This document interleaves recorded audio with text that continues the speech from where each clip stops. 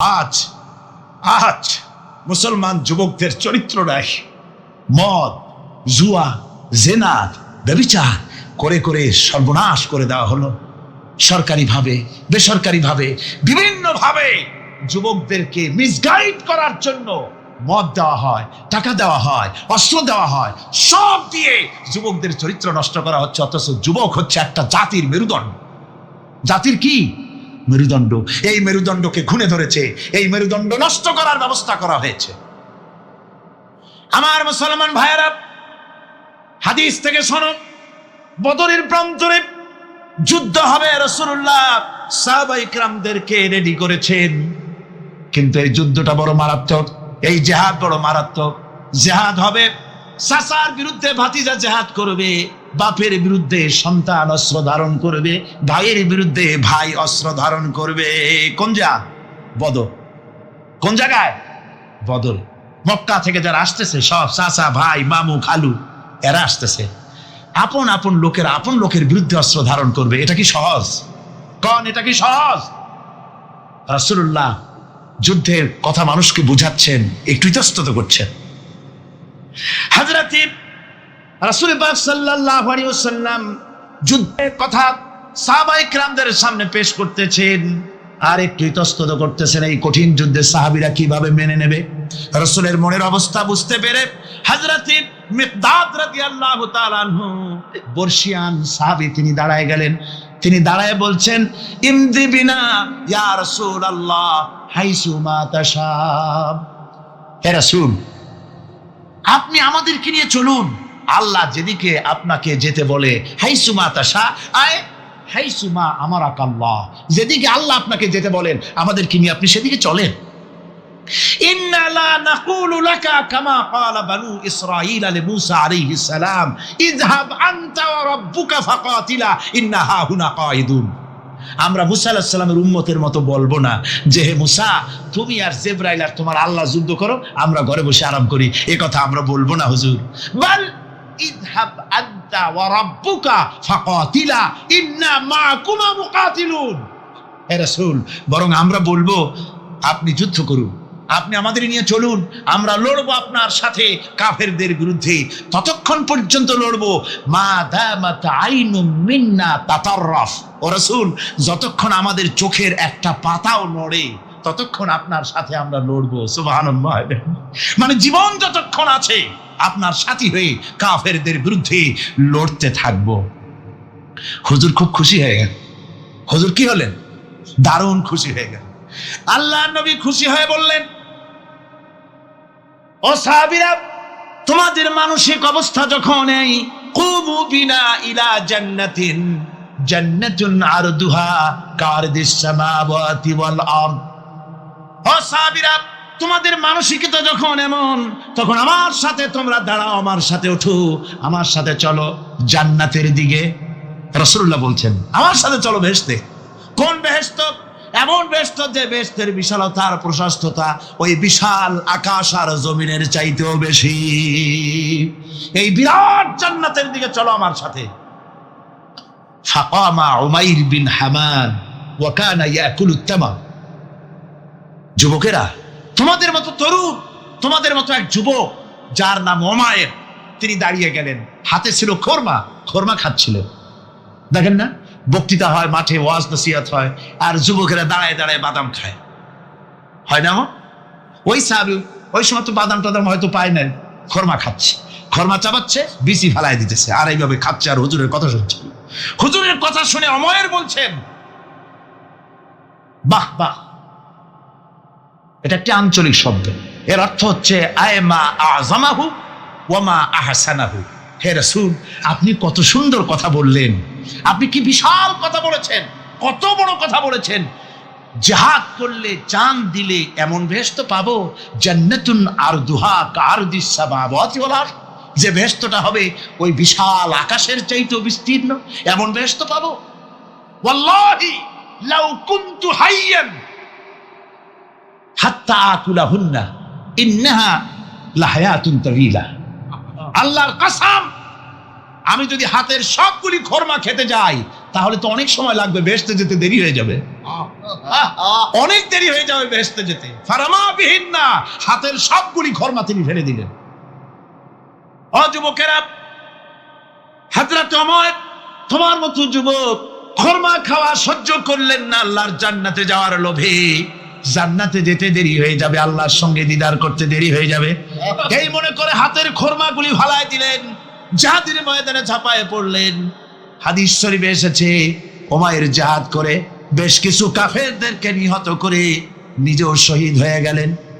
রাসূলুল্লাহ বদরের শাহাদাতের জানাজা করার সময় একজন সাহাবী বলে দিলেন, হুজুর এই সেই ওমর, আপনি যখন বেহেশতের কথা বলছিলেন, খরমাগুলি খাওয়ার তর সহ্য হয় নাই বেহেশতে যাওয়ার জন্য, এই সেই ওমর।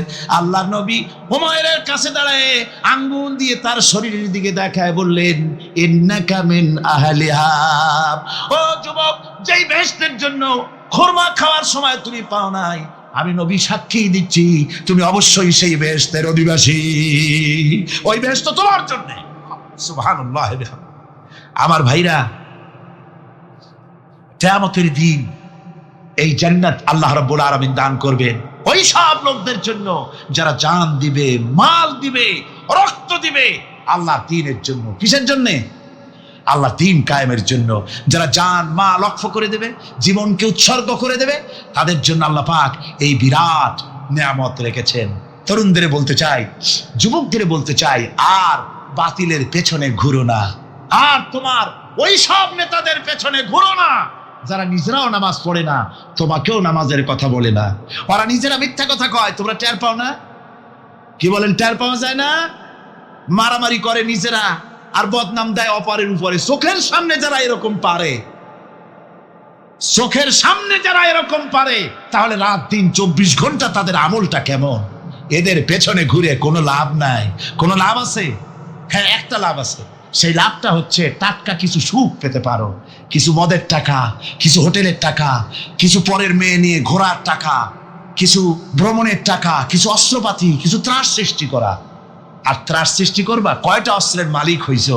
যুবক, তরুণ, বিপদগামী তরুণদের বলবো, সরকার অননুমোদিত অস্ত্র যাদের কাছে আছে, শুনে রাখো, এই অস্ত্র কাউকে ক্ষমা করে না। এই অস্ত্র কাউকে ক্ষমা করে না। সাপ পোষার মতো, যে সাপ তুমি দুধ কলা দিয়ে পোষো, ওই সাপ তোমাকে আবার দংশন করবে। ওঝা মরে না মরে না, সাপ খেলা যারা দেখায় তারা মরে কিনা, ওই সাপেই তাকে কাটে।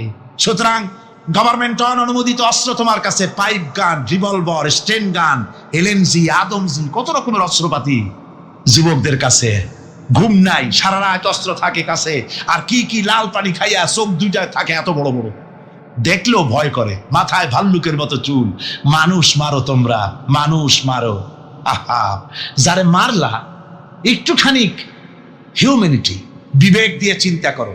যাকে মেরেছ ওই রাত্রে তার বাড়ির কাছে যাও, ওই রাত্রে গোপনে তার বাড়ির কাছে গিয়ে দেখো তার মা কিভাবে তার সন্তানের জন্য কাঁদতেছে, মায়ের কোলটা খালি হয়েছে বলে কিভাবে কাঁদতেছে, তার বাবা কিভাবে কাঁদতেছে, তার বউ থাকলে কিভাবে ছটফট করতেছে, তার কলিজার টুকরা সন্তান থাকলে কিভাবে আব্বা আব্বা বলে কাঁদতেছে। যারে গুলি করে মেরেছো, একবার বাড়ির কাছে গিয়ে কান পাচা শোনো। মনে রাখো যুবক, সন্ত্রাসীরা, শুনে রাখো, অস্ত্র দিয়া মানুষকে যারা মেরেছো, আল্লাহর কসম করে বলি, যেভাবে মেরেছো ওইভাবে তোমাকেও নিহত হতে হবে, কোনো সন্দেহ নাই। বাড়িতে গিয়ে ডায়েরিতে লিখে রাখো আমার কথা। থামুন, বাড়িতে গিয়ে ডায়েরিতে লিখে রাখুন, ডায়েরিতে লিখে রাখো, যদি তুমি কাউকে হত্যা করে তার বউকে যদি বিধবা বানায় থাকো, তোমার বউ বিধবা হবেই, কোনো সন্দেহ না। তুমি যদি কারো ছেলেকে এতিম বানায় থাকো, তোমার ছেলেকে আল্লাহ এতিম বানায় রাস্তায় ভিক্ষা করায় ছাড়বেন। তুমি যদি কারো বাপকে মাকে কাঁদায় থাকো, আল্লাহ রাব্বুল আলামিন তোমার মা বাপকে কাঁদাবেন। তুমি যদি বেয়নটের খোঁচা দিয়া, ড্যাগারের খোঁচা দিয়া একটা মানুষকে যদি বুক ফেরে থাকো, তোমার বুকটা ঝাঁঝরা করে দেওয়ার মতো অস্ত্র আল্লাহ তৈরি করে রেখেছে। বিশ্বাস করো, বিশ্বাস করো। অননুমোদিত অস্ত্র থানায় জমা দিয়ে দাও, মসজিদে ঢোকো, নামাজ পড়ো, চরিত্রবান হয়ে যাও। তোমাদের প্রতি আমার উদাত্ত দাওয়াত। আমার বুক ভরা দরদ। তোমাদের বিরুদ্ধে আমাদের কোনো বিদ্বেষ নাই, হিংসা নাই, আছে কলিজা বড় দরদ। দেখতে পাচ্ছি জাহান্নামের দিকে যাচ্ছ। এর পথটা কোন দিকের পথ? যারা বলেন কোথার পথ? ওই নেতাদের পিছনে আর চলো না, তওবা করো। ওই নেতাদের পিছনে আর যাবে না যারা তোমাদেরকে টাকা দেয় আর অস্ত্র দেয়, যারা তোমাদেরকে মদ দেয় আর নারী দেয়, ওদের পিছনে আর চলবে না। ওয়াদা করো। যুবকরা কি পারবে ওয়াদা করতে? ওই সব নেতাদের পিছনে জীবনে আর যাবে না। ওয়াদা করতে পারো? হাত উঁচু করে দেখাও যুবকেরা।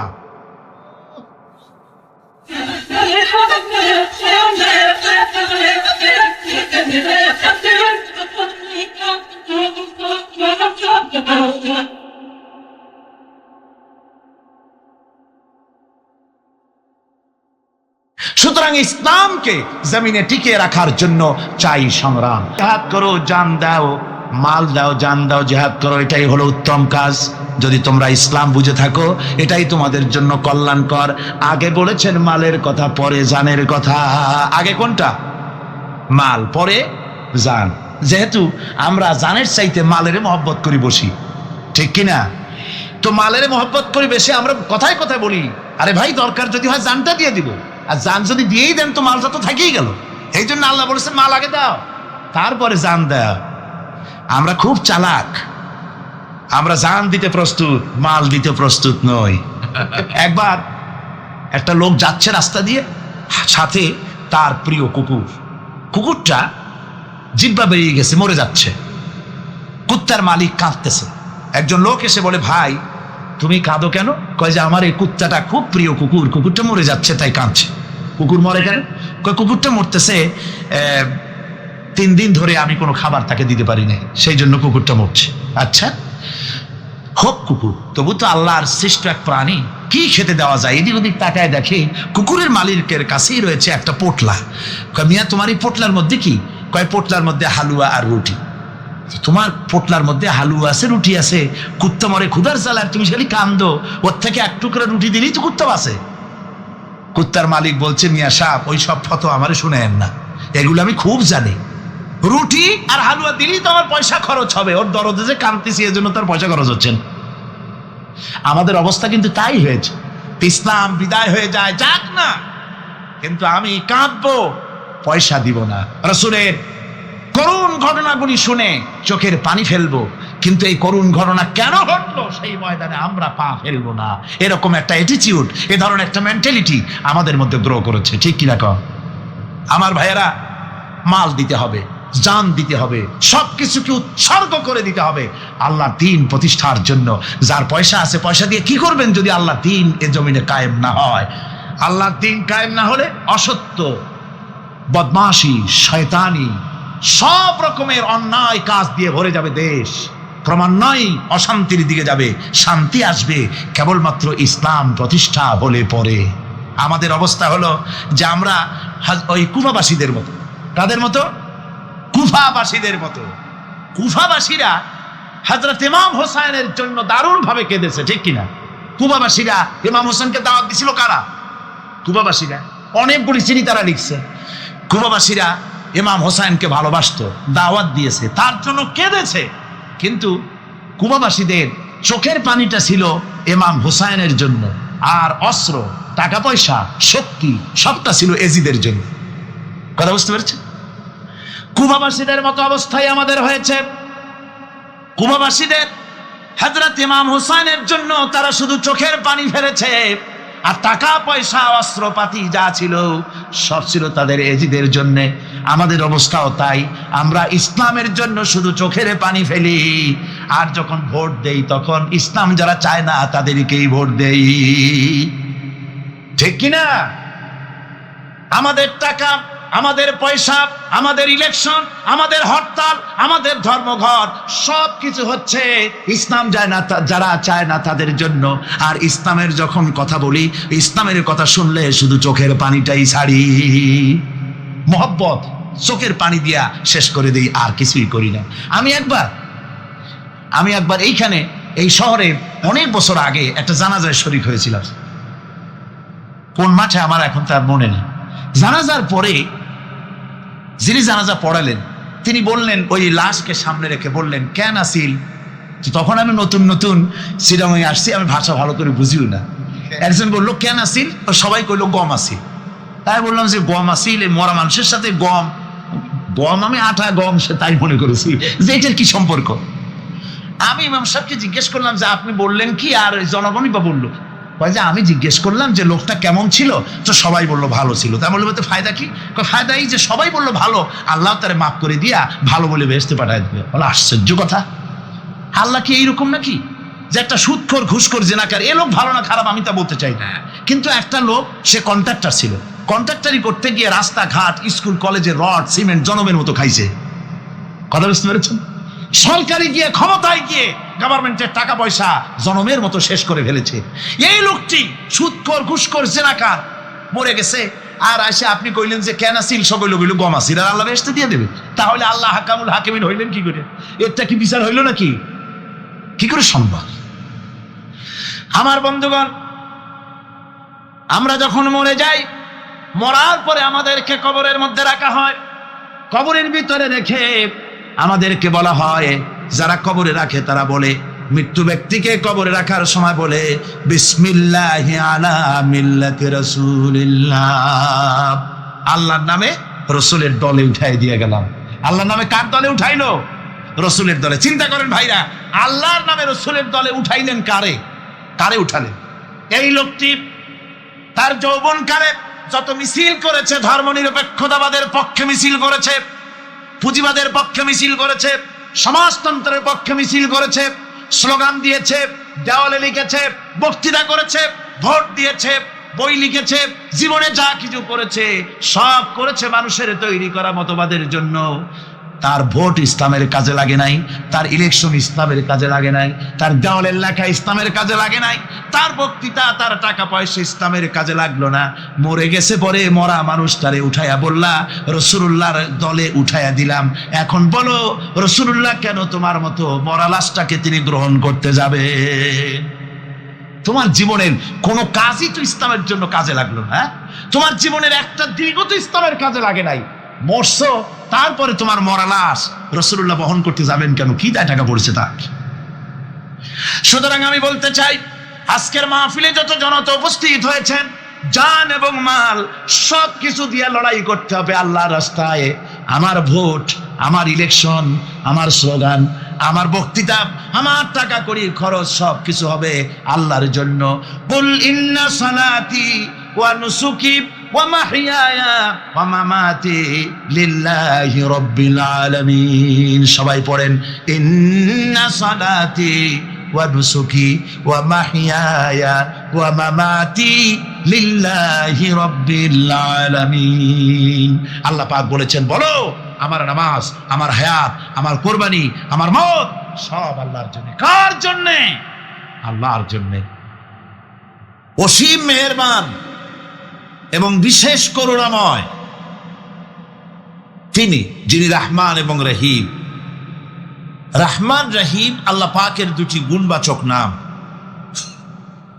রহমান অপেক্ষা রহিম অপেক্ষা রহমান, এটা হচ্ছে বেশি ব্যাপক অর্থবোধক, যার জন্য তাফসীরে বলা হয়েছে আর রহমানু যুর রাহমাতিশ শামিলা বিজামিল খালায়েক ফিদ দুনিয়া ওয়াল মুমিনিনা ফিল আখিরাহ। অর্থাৎ রহমান তিনি, যিনি এমন রহমতের মালিক যা বিশেষত গোটা বিশ্বের সমস্ত মানুষের জন্য প্রযোজ্য। আর রহিম হচ্ছে শুধু কিয়ামতের দিন পৃথিবীতে রহমান তিনি দয়াবান পৃথিবীর সমস্ত মানুষের জন্য, এবং কিয়ামতে শুধু মুমিনদের জন্য। রহমান কিয়ামতে শুধু মুমিনদের জন্য। আর রহিম হচ্ছে আর রহিম যুর রাহমাতি শামিলা লিল মুমিনিনা ইয়াউমিল কিয়ামা। রহিম হচ্ছে শুধুমাত্র কিয়ামতের দিন আল্লাহ রাব্বুল আলামিন শুধু মুমিন লোকদের জন্য এই বিশেষ দয়া কিয়ামতের দিন করবেন। এখন রহমান হচ্ছেন পৃথিবীর সমস্ত মানুষের জন্য, সমস্ত প্রাণীর জন্য। তার দান থেকে কেউ বঞ্চিত থাকবে না, সকলের জন্য তার দানের দরজা অবারিত, উন্মুক্ত। এই পৃথিবীর বুকে আমরা দেখতে পাই মানুষ তার বন্ধুদেরকেই দেয়, শুধু সরকার হোক আর সাধারণ মানুষ হোক আপনজনদেরকে নিজের দলকেই বেশি দেয়। কথা ঠিক কিনা? নিজের দলের প্রতি, আত্মীয় স্বজনের প্রতি স্বজন প্রিয়তা মানুষের শরীরের ভিতরে রোগ হিসাবে কাজ করে, আর এভাবে করে নিজের দল আর আত্মীয় স্বজনকে বেশি করে সুযোগ সুবিধা দেয়। শত্রুকে কেউ দেয় না, শত্রুকে কেউ ডেকে ডেকে কোনো জিনিস দিতে চায় না বা দেয় না। আল্লাহ রাব্বুল আলামিন এমন রহমান, এমন দয়াবান, এমন মেহেরবান, যারা তার ইবাদত করে, যারা তাকে স্বীকার করে, আল্লাহ বলে তাকে যারা সেজদা দেয় আল্লাহ পাক তাদেরকেও দেন। আর যারা আল্লাহকে অস্বীকার করে, আল্লাহ রাব্বুল আলামিনকে মানে না, তার গুণাবলী কি স্বীকার করে না, তার অস্তিত্ব স্বীকার করে না, তারপরেও আল্লাহ রাব্বুল আলামিন কোন নাফরমান বান্দাকেও রহমত থেকে বঞ্চিত করেন না। সে যেই হোক, বেনামাজি হোক, মুরতাদ হোক, নাস্তিক হোক, তারপরে আল্লাহর অনুগ্রহ থেকে সে বঞ্চিত থাকে না। কথা ঠিক কিনা? বরং এটাই আমরা দেখি, নামাজি, দিনদার, পরেজগার মানুষ তার বরং কম থাকে, সে বরং কম পায়। বাড়ি নাই, ঘর নাই, কলকারখানা নাই, আর নামাজ রোজা করে না, হজ যাকাত করে না, আল্লাহর সাথে বিরোধিতা করে, আল্লাহরে মানেই না, বলে দেয়ার ইজ নো গড, স্রষ্টা বলতে কেউ নাই, এই ড্রিঙ্ক অ্যান্ড বি মেরি, এই হচ্ছে তাদের থিওরি, তাদের দর্শন, তাদের ফিলসফি। এই জাতীয় লোকগুলি বরং দেখা যায় তারা ক্ষমতা পায়, বাড়ি হয়, গাড়ি হয়, কল হয়, কারখানা হয়, সম্মান পায়। এটা কেন? এর কারণ হচ্ছে আল্লাহ রাব্বুল আলামিন এই পৃথিবীর কোনো মূল্য দেন না। এই পৃথিবীর মূল্য যদি আল্লাহ পাকের কাছে একটা মশার দানার তুল্য যদি হতো, আল্লাহ পাক বিদ্রোহীদেরকে, কাফেরদেরকে এক ঢোক পানি আল্লাহ পাক গিলতে দিতেন না। এবার চিন্তা করেন, আল্লাহর ব্যাপারে যে দৃষ্টান্তটা দেওয়া হয়েছে, দৃষ্টান্তটা কত গুরুত্বপূর্ণ। মশার দানার তুল্য, মশার দানার তুল্য এই পৃথিবীর দাম নাই আল্লাহর কাছে। আপনাকে যদি কেউ 10 লক্ষ মশার দানা বহু কষ্ট করে জোগাড় করিয়া যদি কেউ দেয়, তাহলে আপনি কয় টাকা দিয়ে কিনবেন? 4 পয়সা দিয়েও একজনে বলছে 4 পয়সাও দিবে না। তাহলে বোঝেন এর কোনো মূল্য নাই। একটা মশার দানার তুল্য মূল্য আল্লাহ পাক এই পৃথিবীর দেন না, যার কারণে অবারিত উন্মুক্ত হস্তে আল্লাহ পাক সমস্ত মানুষের জন্য, প্রাণী জগতের জন্য তিনি করুণা করেছেন সকলকে। এই করুণাময় রহমান আল্লাহ পাক, তিনি গুনাহগারদেরকে, যারা আল্লাহ পাকের ফরমাবরদারি করতেছে, তাদেরকে সকলকে আল্লাহ পাক সমানভাবে তার জিনিসগুলিকে তিনি দিয়ে দিচ্ছেন। এটা হচ্ছে রহমান। আর রহিম হচ্ছে, হাদিস শরীফে বলা হয়েছে, আর রহমানু রহমানুদ দুনিয়া ওয়াল আখিরা, আর রহিম ও রহিমুল আখিরা। মোমেন রহমান তো শুধু আল্লাহ পাক দুনিয়া এবং আখিরাতের জন্য, আর রহিম শুধুমাত্র আখিরাতের জন্য। আবার কোন কোন আয়াতে বলা হয়েছে যে আল্লাহ পাক দুনিয়ার মানুষের জন্য রহিম। একটি আয়াতে ভাবে বলা হয়েছে, হুয়াল্লাযী ইউসাল্লি আলাইকুম ওয়া মালাইকাতুহু লিয়ুখরিজাকুম মিনাজ যুলুমাতি ইলান নূর ওয়া কানা বিল মুমিনিনা রহিমা। সে আল্লাহই তোমাদের প্রতি রহম করেছেন, রহমত নাজিল করেছেন, এবং তার ফেরেশতাগণ এই উদ্দেশ্যে যে তোমাদেরকে তিনি অন্ধকার থেকে আলোর দিকে বের করে নিয়ে আসবেন। আর তিনি হচ্ছেন মুমিনদের জন্য রহিম, অত্যন্ত দয়াবান। আরবি ভাষায় আর রহমান অন্তর্জগতের এমন একটি নম্র উচ্ছ্বাসিত অবস্থার প্রতি ইঙ্গিত করে, যার ফলে তার স্বতঃস্ফূর্তভাবে নিজের থেকেই মহানুভবতা এবং প্রীতি ও মহব্বতের ইচ্ছার বহির্প্রকাশ ঘটে। তাই রহমতের মধ্যে আছে স্নেহ, আছে প্রীতি, আছে অনুগ্রহ। আল্লাহ পাকের রহমতটা কি জিনিস? সেটা হচ্ছে রাহমাতি ওয়াসিআত কুল্লা শাই, আমার রহমত দিয়ে সমস্ত জিনিসকে ঢেকে রাখা হয়েছে। প্রত্যেকটি জিনিসের ভিতরে আল্লাহ পাকের রহমত রয়েছে। রহমত ছাড়া এই পৃথিবীতে মানুষের চলার কোনো পথ নাই। সমস্ত ব্যাপারেই আল্লাহ পাকের রহমত আর রহমত। তাবৎ সৃষ্টির দিকে যদি আমরা তাকাই, আল্লাহ পাকের সৃষ্টি জগতের যিনি দিকে তাকাই, সেখানে আল্লাহর এই করুণা ছাড়া আর কিছুই দেখা যাবে না।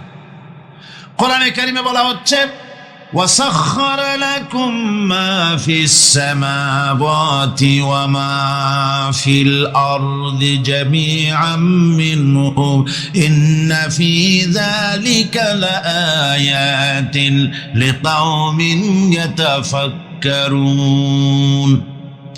আকাশ ও পৃথিবীতে যা কিছু আছে তা সব কিছুই আল্লাহ রাব্বুল আলামিন মানুষের তো করে দিয়েছেন। যেভাবে পারো সেভাবে তাকে কাজে লাগাও। সমস্ত জিনিসকে আল্লাহ পাক মানুষের অনুগ্রহ করে দিয়েছে তার খেদমতের জন্য, তার কাজের জন্য তৈরি হয়েছেন, মানুষের কাজের জন্য। সাখারা শব্দ দিয়ে বোঝানো হয়েছে সকল বস্তুই মানুষের অনুগত, মানুষ যেন তা দিয়ে তার নিজের কাজ সম্পাদন করতে পারে। অন্য আয়াতে বলা হয়েছে আল্লাহুল্লাযী খালাকাস সামাওয়াতি ওয়াল আরদা ওয়া আনজালা মিনাস সামাই মাআন ফাখরাজা বিহি মিনাস সামারাতি রিজকান লাকুম ওয়া সাখখারা লাকুমুল ফুলকা লিতাজরি ফিল বাহরি বিআমরিহি ওয়া সাখখারা লাকুমুল আনহার। আল্লাহ রাব্বুল আলামিন তিনি আকাশ সৃষ্টি করেছেন, জমিনকে সৃষ্টি করেছেন এবং আকাশ থেকে পানি বর্ষণ করেছেন, তা দিয়ে ফসল উৎপাদন করেছেন। এই ফসলের পিছনে আল্লাহ পাকের কি বিরাট রহমত কাজ করতেছেন আপনি লক্ষ্য করেন। কাদার ভিতরে, কর্দমাক্ত জমিনের ভেতরে আপনি বীজ বপন করেছেন। কর্দমাক্ত জমিনের ভেতরে বীজ বপন করে বাড়ি গিয়ে আপনি ঘুমিয়ে আছেন। আল্লাহ পাকের রহমত, তার কুদরত, ওই বীজ থেকে পাতা উদ্গত করে দিয়েছেন, শিকড় মাটির ভেতরে চলে গিয়েছে, পাতাগুলি নরম, সবে পাতাগুলি গজিয়েছে, সূর্যের তাপে পাতা মুষড়ে পড়ে গিয়েছে। বিকেল বেলায় সারাদিন সূর্যের প্রখর তাপ লেগেছে। মানুষকে খাওয়াবার জন্য আল্লাহ রাব্বুল আলামিনের কি বিরাট রহমত কাজ করতেছে লক্ষ্য করুন। রাতের বেলায় আল্লাহ পাক শিশির বিন্দু নাজিল করে দেন, কণা কণা শিশির বিন্দু ওই মুষড়ে যাওয়া পাতার উপরে পড়ে গিয়ে সারা রাত এভাবে সুন্দর ঠান্ডা বাতাস আর শিশির বিন্দু যত্ন করে করে মুষড়ে যাওয়া পাতাটিকে সকালবেলা পর্যন্ত তরতাজা, সজীব আর প্রাণবন্ত করে দেন। এরপরে গাছ বড় হলো, তার ভিতরে রব্বুল আলামিন ধান দিলেন, গম দিলেন, এভাবে করে যত্ন করে তার শুরু থেকে শেষ পর্যন্ত প্রত্যেকটি গাছকে খাদ্য ব্যবস্থাকে আল্লাহ রব্বুল আলামিন নিজ যত্নে, নিজ কুদরতে, আপন রহমতে সবগুলিকে লালন পালন করে মানুষের হাতে তুলে দিলেন। মানুষকে আল্লাহ পাক সর্বশ্রেষ্ঠ মর্যাদা দান করেছেন, যার কারণে আল্লাহ পাক বলেছেন ওয়ালাকাদ কাররামনা বানি আদম, আদম সন্তানকে আমি সম্মান দিয়েছি, মর্যাদা দিয়েছি। আর সেই মর্যাদা দেওয়ার কারণে যত খাদ্য তার সামনে পেশ করেছি, আল্লাহ পাক আপন রহমতে সব খাদ্যগুলিকে প্যাকেট করে বান্দাদের সামনে হাজির করে দিয়েছেন। কোনো খোলা খাবার দেওয়া হয়নি, কারণ মানুষ হচ্ছে আল্লাহ পাকের শ্রেষ্ঠ মেহমান, মর্যাদা সম্পন্ন প্রাণী, মর্যাদা সম্পন্ন মেহমান এই মানুষ। তার সামনে কলা দেওয়া হলো কভার করে, প্যাকেট করে। আনারস বলেন, আম বলেন, কাঁঠাল বলেন, যত রকমের ফল আল্লাহ পাক দান করলেন, বেদানা বলেন, আপেল বলেন, সমস্ত ফলগুলিকে, খাবারগুলিকে আল্লাহ পাক প্যাকেট করে করে আপন রহমতে বান্দাদের সামনে হাজির করে দিয়েছেন। তার এত দয়া, তার দয়াই আকাশ থেকে বৃষ্টি হয়, সেই বৃষ্টিতে ফসল ফলে। তার দয়ায়, তার রহমতে তিনি পানি মানুষের আয়ত্তে করে দিয়েছেন। এই পানির উপরে জাহাজ পরিচালনার জন্য আল্লাহ পাক সুযোগ করে দিয়েছেন। জাহাজ পরিচালনা করা হচ্ছে সমুদ্রের ভেতরে মানুষের জন্য। এভাবে করে আল্লাহ পাক সব জিনিসকে তার সুযোগের মধ্যে এনে দিয়েছে। এরপরে আল্লাহ পাক বলছেন, وَآتَاكُم مِّن كُلِّ سَأَلْتُمُوهُ وَإِن تَعُدُّوا نِعْمَةَ اللَّهِ لَا تُحْصُوهَا إِنَّ الْإِنسَانَ لَظَلُومٌ كَفَّارٌ। আল্লাহ পাক বলেন, তোমাদের প্রতি আল্লাহ পাকের দয়া, তার রহমত, তার করুণা এত বেশি, তোমাদের সকল চাহিদা তিনি পূরণ করেছেন, কোনো চাহিদা বাকি রাখেন নাই। আমাদের চাওয়ার আগে আমাদের যা কিছু প্রয়োজন আল্লাহ রাব্বুল আলামিন সব সাপ্লাই করেছেন। যেরকম সুবহানাল্লাহ। ওই আল্লাহ পাক বলেন, ওয়াইন তাউদ্দু নি'মাতাল্লাহি লা তুহসুহা। বান্দারে, আমার নিয়ামত যদি গণনা করো, গুনতে গুনে গুনে গুনে আমার নিয়ামতকে গুনে শেষ করতে পারবা না। এত অসংখ্য নিয়ামত ছড়িয়ে ছিটিয়ে রেখেছি বিশ্ব জুড়ে, সর্বত্র সব জায়গায় আমার করুণার ছোঁয়া তোমার চোখের সামনে পড়বে। الذي جعل لكم الأرض مهدا وجعل لكم فيها سبلا لعلكم تهتدون। আল্লাহ পাক যিনি জমিনকে, এই পৃথিবীকে তোমাদের জন্য বিছানার মতো বিছায় দিয়েছেন, আর বিচরণের জন্য সমতল পথ তৈরি করে দিয়েছেন। এই পৃথিবীটা তোমার জন্য কি সুন্দর করে আল্লাহ পাক একটা গালিচার মতো করে বিছায় দিয়েছেন, সবুজ ঘাস তাতে রয়েছে। এই পৃথিবীর মাটি আল্লাহ পাক মানুষের জন্য কি সুন্দর ঘাটিতে পরিণত করে দিয়েছেন। এই মাটির আল্লাহ রহমতটা দেখুন, একদিকে মাটি নরম, আবার এমন নরম নয় যে 10 তলা 20 তলা 50 তলা বিল্ডিং করলে পরে এর ভারের চোটে ভিতরে ঢুকে যাবে, এরকম নরম নয়। যেখানে যতটুকু প্রয়োজন ফসল ফলাবার জন্য বৃষ্টি দিয়ে মাটি নরম করে ফসল ফলাবার ব্যবস্থা করা হয়। আবার বিল্ডিং তৈরি করার জন্য মাটি যেমন শক্ত হওয়া দরকার তেমন শক্ত আল্লাহ পাক করে দিয়েছেন। এখন তো 130, 35, 40 তলা পর্যন্ত, তারও বেশি তলা বিল্ডিং তৈরি হচ্ছে। আমি 135 পর্যন্ত উঠেছি আমেরিকায়, 135 তলা বিল্ডিং। এটা উঠতে 39 সেকেন্ড লাগে মাত্র। এখন এদের লিফটটা কি পাওয়ারফুল চিন্তা করেন, সা করে একটা শব্দ হয়, আর আপনি দেখছেন যে 135 তলার ছাদের উপর উঠে গেছে। নিচের দিকে তাকাইলে মানুষগুলো ছাগলের ছাওয়ার মতো এতটুকু দেখা যায়, গাড়িগুলো পিঁপড়ার মতো দেখা যায়। এগুলি নতুন নতুন প্রযুক্তির মাধ্যমে তৈরি করা হচ্ছে। এখন এই বিশাল বিল্ডিং, এত ওজন, এই ওজন ধারণ করার জন্য মাটিকে আল্লাহ পাক ভারসাম্য, শক্তির ভারসাম্য দান করেছেন। এটাকে আল্লাহ পাক নরমও করেছেন, আবার শক্তও করেছেন। এই মাটি, এই পৃথিবী আমাদের জন্য বিশাল এক নিয়ামত আল্লাহ পাক করে দিয়েছেন, ফসল ফলাবার জন্য, চলাফেরার জন্য। আবার এই মাটি যেন আপনাকে নিয়ে নড়াচড়া করতে না পারে। মাঝে মাঝে ভূমিকম্প হয় না? পৃথিবীতে ভূমিকম্প জোন যেগুলি আছে সেগুলি হচ্ছে Japan, China, turkey, Iran, America, এরকম বিভিন্ন দেশে ভূমিকম্পের জোন, এগুলি ভূমিকম্প এলাকা। আমাদের এসব দেশে ভূমিকম্প কম হয়, তবে ইদানিং একটু একটু শুরু হয়েছে। আল্লাহ যেন এই ভূমিকম্পের গজব থেকে আমাদেরকে বাঁচান। এত আস্তে আমিন বললেন কেন? আল্লাহ পাক কি প্রচন্ড ক্ষমতার মালিক। তিনি রহমত করে এ জমিনকে সুন্দর স্থিতি স্থাপক, একটা স্থিতিশীলতা করে দিয়েছেন। এই পৃথিবী যেন আমাদের নিয়ে নড়াচড়া করতে না পারে, সেজন্য আল্লাহ পাক পাহাড় সৃষ্টি করেছেন। চট্টগ্রামে পাহাড় আছে না? রাঙামাটি, খাগড়াছড়ি, বান্দরবান পাহাড় আছে না? আছে। লোকেরা এই পাহাড়ের উপকারিতা বোঝে না, সমানে পাহাড় কাটে। যারা পাহাড় কাটেন তারা আত্মঘাতী কাজ করেন, তারা পৃথিবীর মানুষের ক্ষতি করেন। পাহাড় আল্লাহ পাক তৈরি করেছেন। আল্লাহ কোনো জিনিস খেলতামাশার জন্য তৈরি করেন নাই।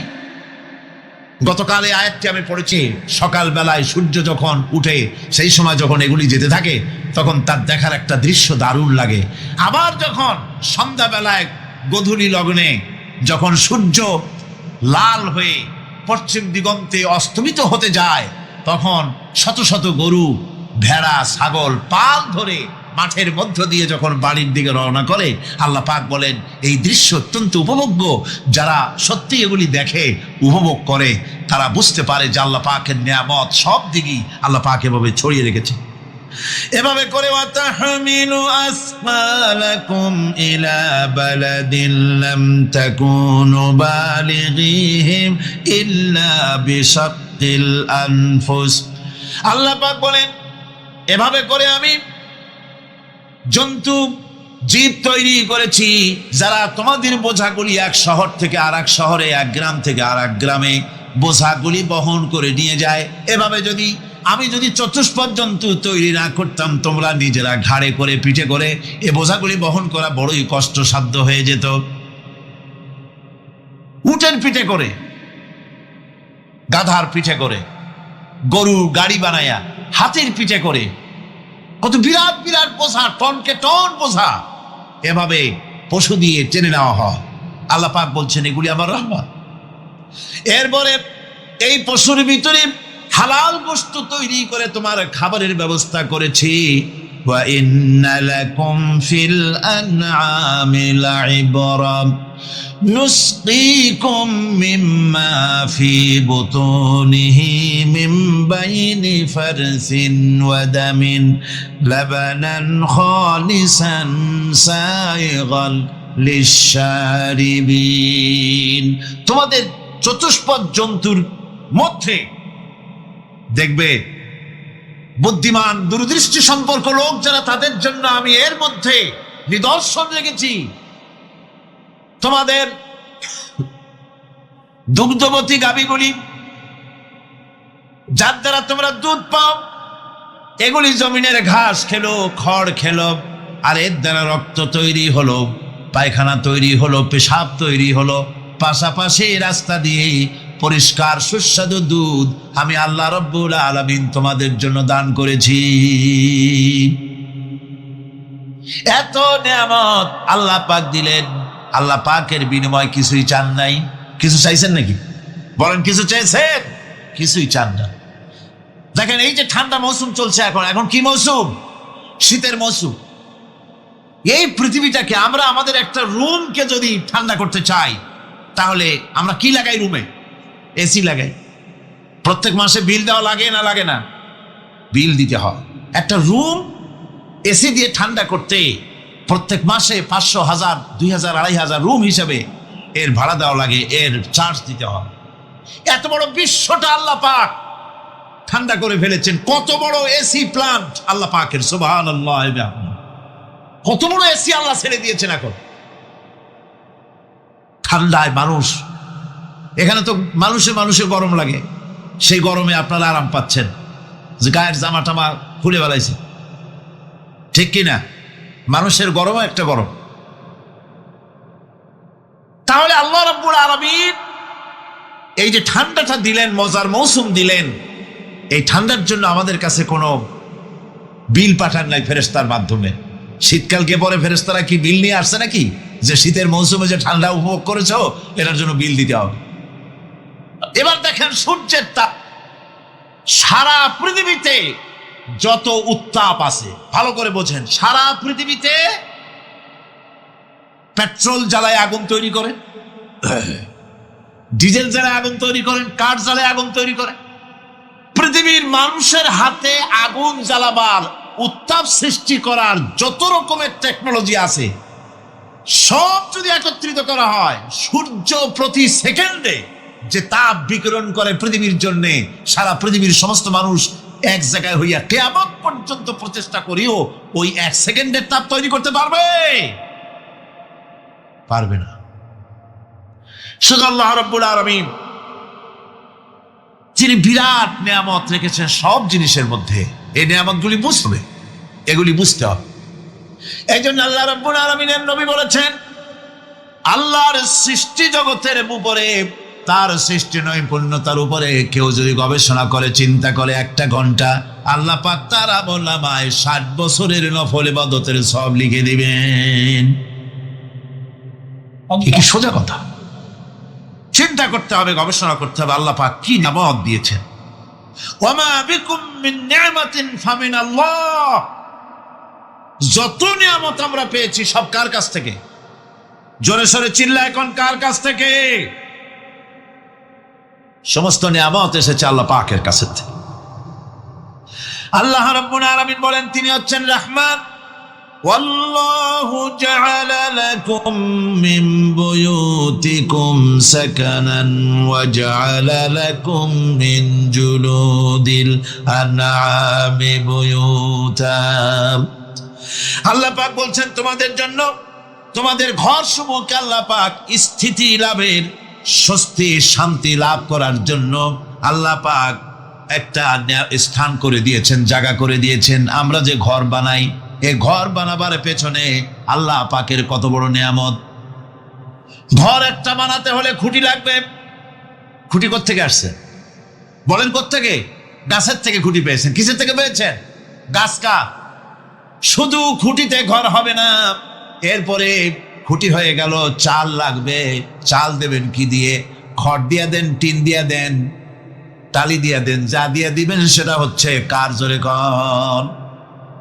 শুধু খুঁটি আর চাল হলে হবে না, বেড়া লাগবে, দরজা লাগবে, জানালা লাগবে, যা কিছু দরকার। আল্লাহ বলেন তোমার এই শান্তির ঘরটার পেছনে আমার নিয়ামত, আমার রহমত কাজ করেছে। আবার শীত প্রধান দেশে যেখানে বিল্ডিং এও কাজ হবে না, যেখানে ঘর বানাতে হলে কাঠখড়ির ঘর দিয়েও কাজ হবে না, এত প্রচন্ড শীত, সেইখানে আল্লাহ পাক পশুর চামড়া দিয়া ঘর বানাবার জন্য মানুষের মাথায় আল্লাহ পাক বুদ্ধি দান করে দিয়েছেন।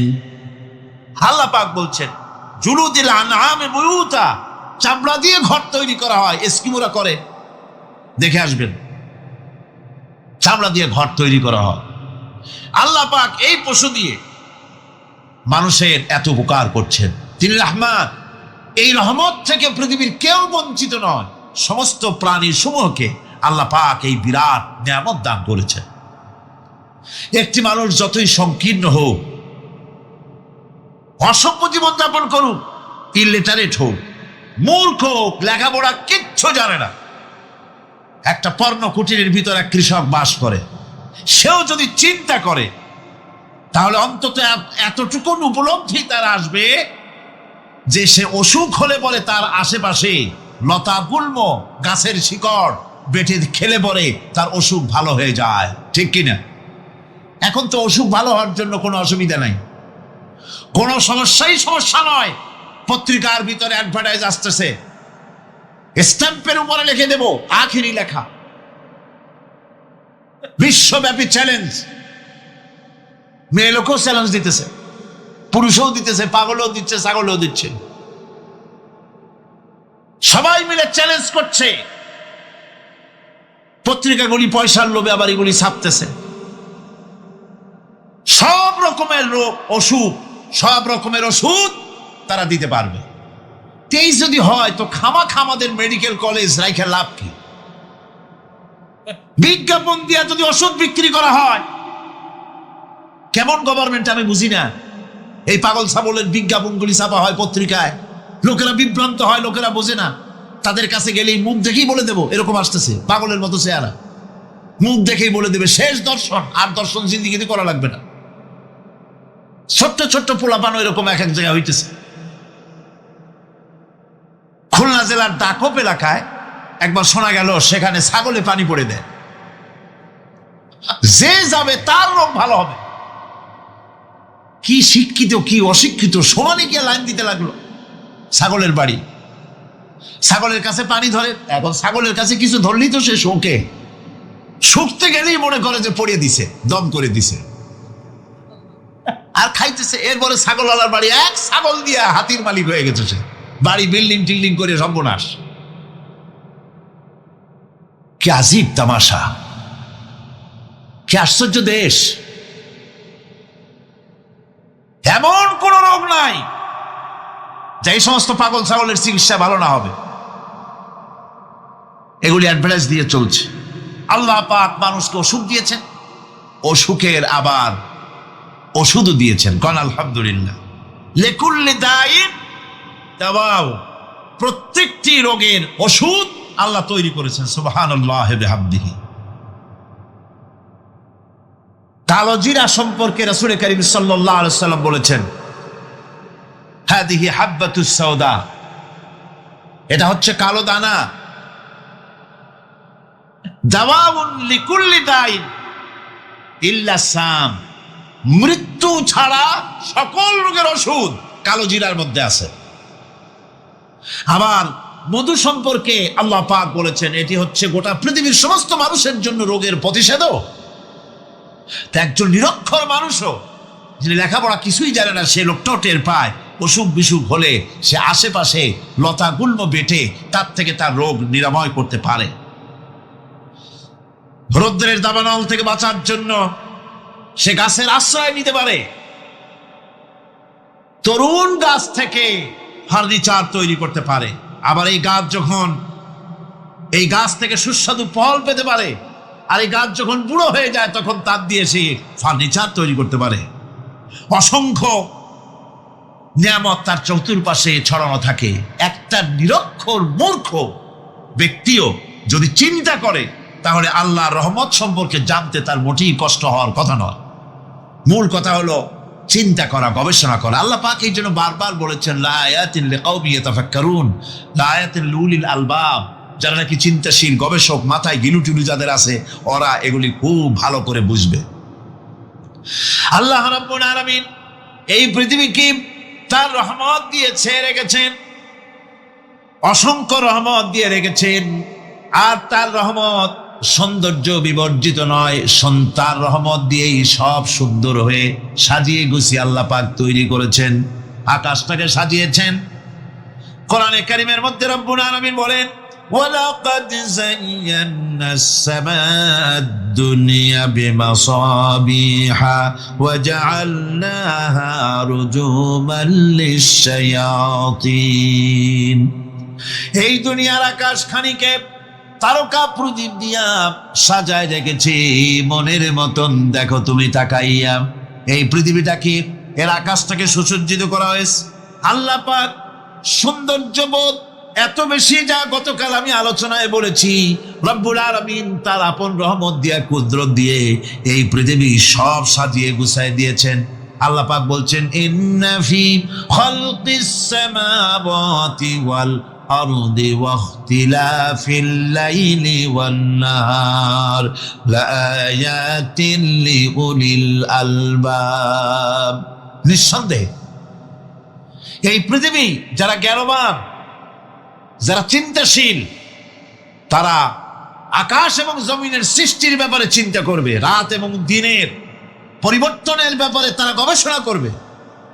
রাত দিনের পার্থক্য মানুষের জীবনকে পদ্ধতিগত দিক থেকে দুই ভাগে বিভক্ত করেছে। একটা হচ্ছে দিন আর একটা হচ্ছে রাত। وَجَعَلْنَا اللَّيْلَ لِبَاسًا وَجَعَلْنَا النَّهَارَ مَعَاشًا। আল্লাহ পাক বলেন, আমি দিনকে রুজি রোজগার করার জন্য, কামাই রোজগার করার জন্য দিন তৈরি করেছি, আর আরাম করার জন্য আমি রাতকে তোমাদের জন্য আচ্ছাদন করে দিয়েছি। তোমাদের জন্য রাতকে আরাম করার জন্য করে দিয়েছি। দিনের বেলায় কাজ করবে, রাতের বেলায় আরাম করবে। ঘুম আল্লাহর একটি নিয়ামত। ঘুম আল্লাহর কি? আল্লাহর এক বিরাট নিয়ামত।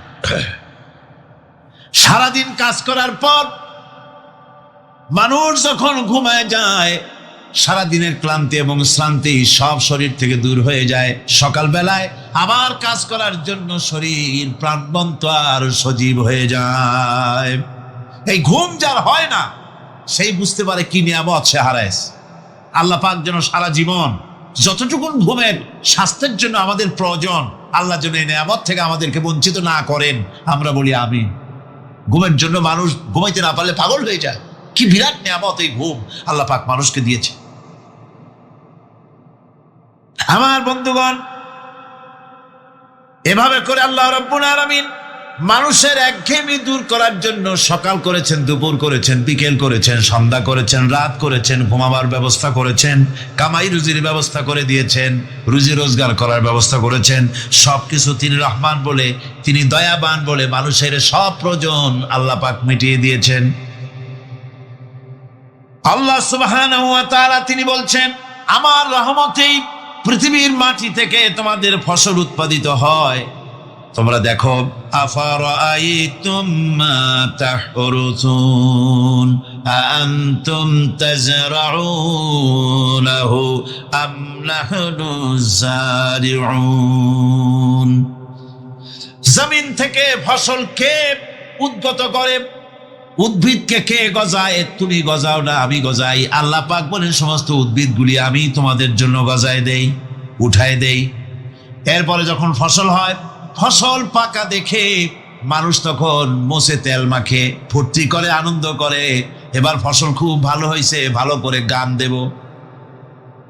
মানুষেরাই চিন্তা করে, বেশি ফসল হয়েছে, গান বাজনা, থিয়েটার, গুণাগার বিবির গান, এগুলি ভালো করে শুনতে হবে। গাছে কাঁঠাল, গোপে তেল, জমিনে ফসল, মোষে তেল মেখে আনন্দ করে যে গান বাজনা করবে।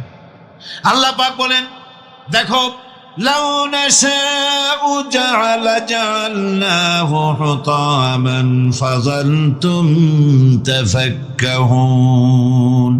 যদি আমি ইচ্ছে করি তাহলে তোমার ফসলকে আমি কুটায় পরিণত করে দিতে পারি। তখন তো তুমি নিজের কপালে করাঘাত করবে আর বলবে, আহারে মাহরুম হয়ে গেলাম, বঞ্চিত হয়ে গেলাম। আল্লাহ যদি ইচ্ছে করেন তাহলে ফসলগুলিকে আল্লাহ পাক তুষে পরিণত করে দিতে পারেন না? সিটায় পরিণত করে দিতে পারেন না? অবশ্যই। সেই জন্য আল্লাহ পাক বলছেন, যেগুলি সব আমার ক্ষমতা, আমি আপন নিয়ামতে, আপন বরকতে, ব্রাহ্মণ নামের কারণে আমি তোমাদের সব আমি গুছিয়ে দিচ্ছি। আল্লাহ পাক ফসলের জন্য, আপনার জমিনের ফসলের জন্য আল্লাহ পাক বিনা পয়সায় সারের ব্যবস্থা করে দিয়েছেন। জোরে কোন সুবহানাল্লাহ। সেই সারটা হচ্ছে কি?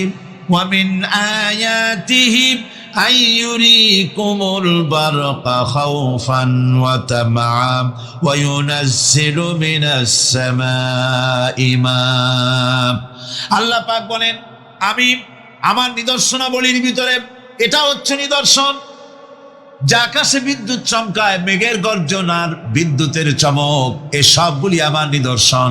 বৃষ্টির পানির সাথে এগুলি এসে জমিনের ফসলকে বৃদ্ধি করে দেয়। জোরে বলেন সুবহানাল্লাহ।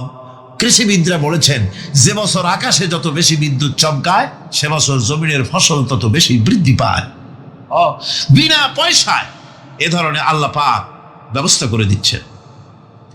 এইরকম দরিয়ার মাছ, গোশত, তরি তরকারি, ফল, মৌসুম উপযোগী যা কিছু প্রয়োজন এ সব কে দিচ্ছেন? বলেন না কে দিচ্ছেন? ওয়ামা মিন দাব্বাতিন ফিল আরদি ইল্লা আলাল্লাহি রিজকুহা। এই পৃথিবীর মুখে এমন কোন বিচরণশীল জীব নাই যে জীবের রিজকের দায়িত্ব আল্লাহ পাক নিজ হাতে গ্রহণ করেন নাই। এবার দেখেন আল্লাহ পাক আরো বলছেন, وَكَأَيٍّ مِّن دَابَّةٍ لَّا تَحْمِلُ رِزْقَهَا اللَّهُ يَرْزُقُهَا وَإِيَّاكُمْ।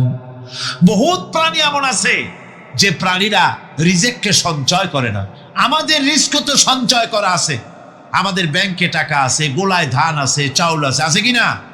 কম থাকুক বেশি থাকুক আছে তো। কিন্তু পৃথিবীতে এমন বহু প্রাণী আছে যাদের কোনো সঞ্চয় নাই। এই ধরনের অসংখ্য প্রাণীকে আল্লাহ রাব্বুল আলামিন বলেন, এ ধরনের অসংখ্য প্রাণীকে আমি আল্লাহ রাব্বুল আলামিন তাদের খেতে দেই। সকালবেলায় খালি পেট নিয়ে সমস্ত প্রাণীগুলি ঘর থেকে বেরিয়ে যায়, পানি থেকে, গর্ত থেকে, জঙ্গল থেকে সব বেরিয়ে গেল ক্ষুধার্ত পেটে। আবার বিকালবেলা পর্যন্ত সারাদিন তাদের আহার জোগাড় করে তাদের পেট ভরাইয়া সবগুলিকে আপন আপন গৃহের মধ্যে আমি আল্লাহ ফিরাই দেই। সেই জন্য আল্লাহ পাক বলছেন, ইয়া আইয়ুহান নাসু যকুরু নি'মাতাল্লাহি আলাইকুম হাল মিন খালিকিন গায়রুল্লাহ ইয়ারযুকুকুম মিনাস সামাই ওয়াল আরদ লা ইলাহা ইল্লা হুয়া ফাআন্না তুফাকুন। হে মানব সকল, স্মরণ করো আল্লাহ পাকের সেই নিয়ামতের কথা, যে নিয়ামত ওই আল্লাহ ছাড়া কে আছে? তোমাকে আকাশ থেকে রিজকের ব্যবস্থা করেন, যিনি তোমাকে খাওয়ার দাওয়ার ব্যবস্থা করেন, তিনি ছাড়া কেউ নাই এই পৃথিবীর বুকে, আকাশ এবং জমিনে। তিনি এক এবং একক। ওয়া ইলাহুকুম ইলাহু ওয়াহিদ লা ইলাহা ইল্লা হুয়ার রাহমানুর রহিম। তিনি হচ্ছেন তোমাদের ইলাহ, তিনি এক, তিনি একক। সুতরাং তিনি হচ্ছেন পরম দাতা এবং বিশেষ নিয়ামত যিনি দেন, পরম দাতা এবং দয়ালু। কোরআনে কারিমে যখনই আমরা বলেছি আলহামদুলিল্লাহি রাব্বিল আলামিন, আল্লাহ পাক খুশি হয়েছে। প্রশ্ন হয়েছে তার কি আরো কোন গুণ আছে? জবাবে বলেছি আর রহমানির রহিম, তিনি পরম দাতা, তিনি দয়ালু। সুবহানাল্লাহ, তিনি রহিম। পরকালে কিয়ামতের ভয়াবহ দিনে বান্দার জন্য তিনি রহিম হবেন। দুনিয়ায় বাড়িত উন্মুক্ত হস্তে সকলকে দিচ্ছেন, আর কিয়ামতের দিন আল্লাহ পাক রহিম হবেন তার বান্দাদের জন্য। কোরআন বলছে তিনি হচ্ছেন রহমত, মানুষের জন্য তিনি রহমত দেন।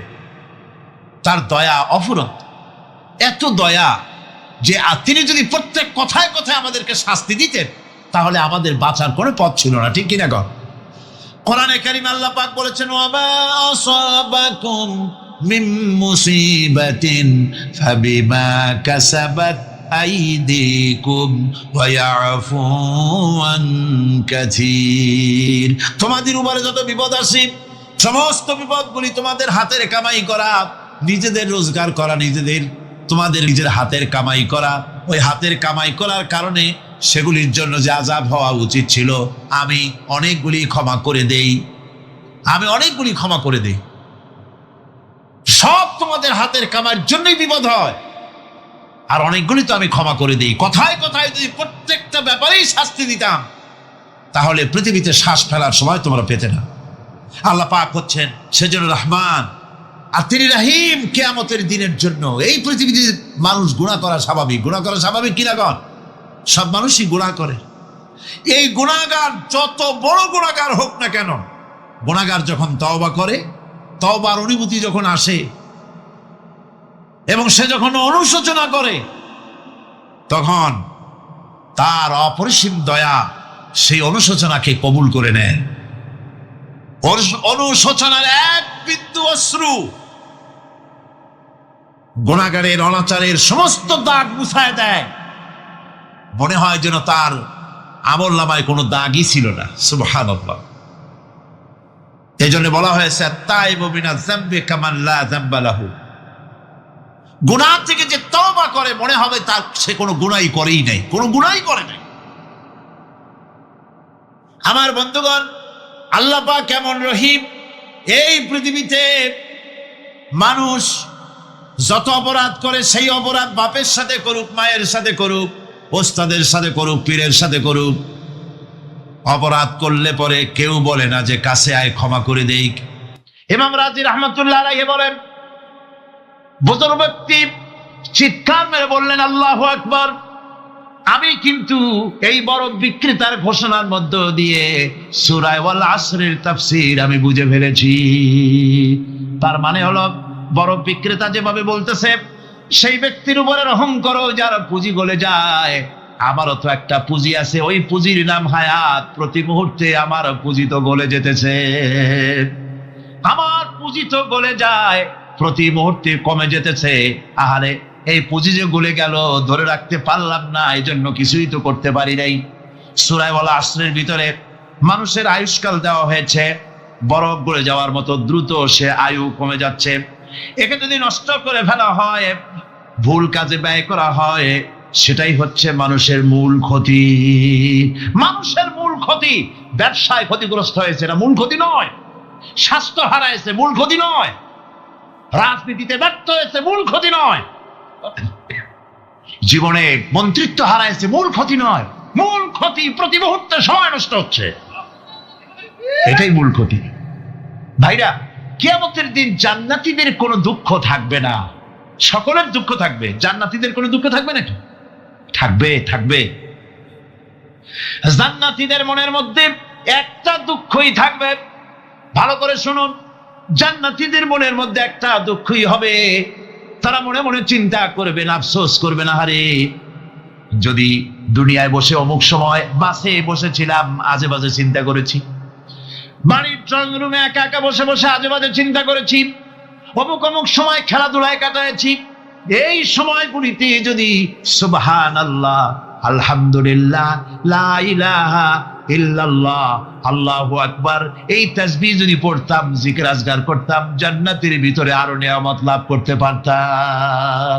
সম্পর্ক যার সাযুজ্য আছে, সম্পৃক্ততা আছে, সিমিলারিটি আছে, তার কসম আল্লাহ পাক করেন। যেহেতু এখানে আল্লাহ রাব্বুল আলামিন মানুষের সফলতা ব্যর্থতা, মানুষের লাভ আর ক্ষতির কথা বলবেন, সেজন্য আল্লাহ পাক মানুষের জীবনের সাথে মানুষের সম্পর্ক রয়েছে, তার জীবনের মানুষের সাথে সম্পর্ক রয়েছে, সময়ের মানুষের সঙ্গে সম্পর্ক রয়েছে, ইতিহাসের। তাই রব্বুল আলামিন বলেন, ওয়াল আসরি ইন্নাল ইনসানা লাফি খুসর।